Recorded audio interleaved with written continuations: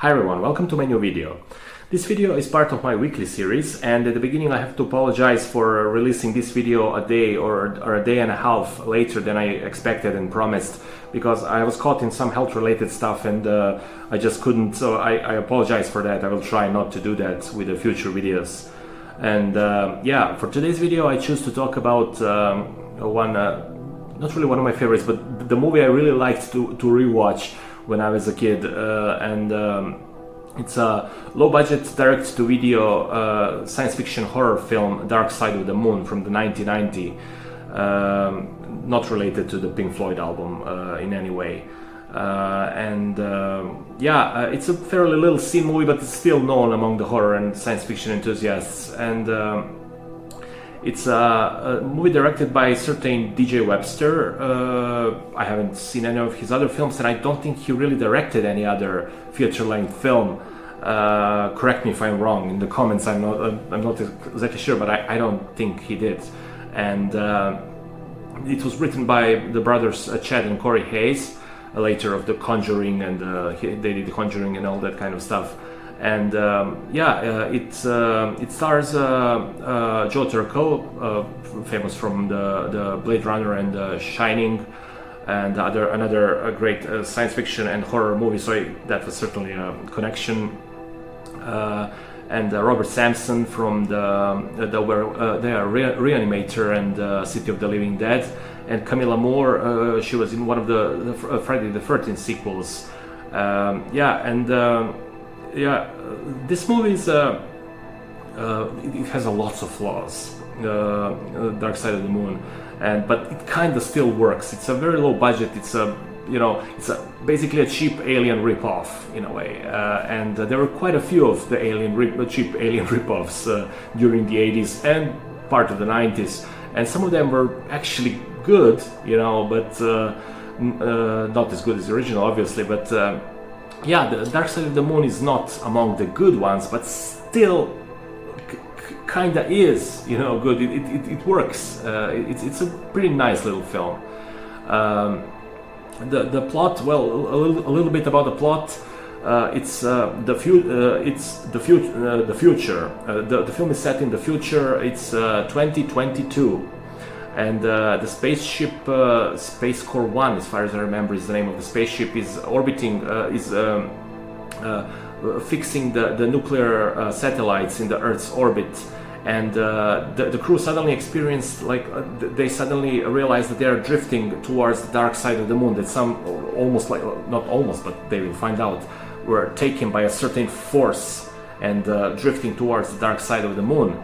And there, close to the dark side of the moon, they found an old NASA space shuttle, which they found out crashed decades later in the Bermuda Triangle.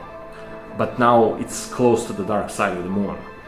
And and there they found only one astronaut, dead astronaut, so his body, and they bring it stupidly, of course, to their ship. And they soon found out that that in that body of the astronaut is the alien life form. There's a certain parasitic organism which starts, jumping from one body to the other of the astronauts. And they found out soon that that alien parasitic organism is the devil. Yeah, so the devil is basically controlling the portal, the connecting Bermuda Triangle and dark side of the moon. So all that space between is, ruled by the devil, and all the spaceships that go through it are drifting towards and crashing on the dark side of the moon. And there's one pretty good shot of the dark side of the moon, of the surface, with all the crashed spaceships and the ships and all of that stuff. So yeah, I mean it's kind of, when you think of the plot, it's nonsensical in a way, the way when you think about it, but still it kind of works. I mean the screenwriters didn't do too much research, really, especially when it comes to all the reading from the Bible and all of the Bible passages and all of that stuff connected with the devil and the Book of Revelation and all that kind of stuff. But yeah, it's still you know, it still kind of works because it's the crew really tries to make it work, and it looks like they really believed in their film. And I mean, it's a very low budget, but a lot of it was shot in a lot of the stuff is hid in the darkness. Really, it's very the level of light is quite low, and and that works for the movie's atmosphere. There's a practical reason for it, but it works for the movie's atmosphere and in quite a few scenes. And the actors are really giving themselves. They're really trying to make it work.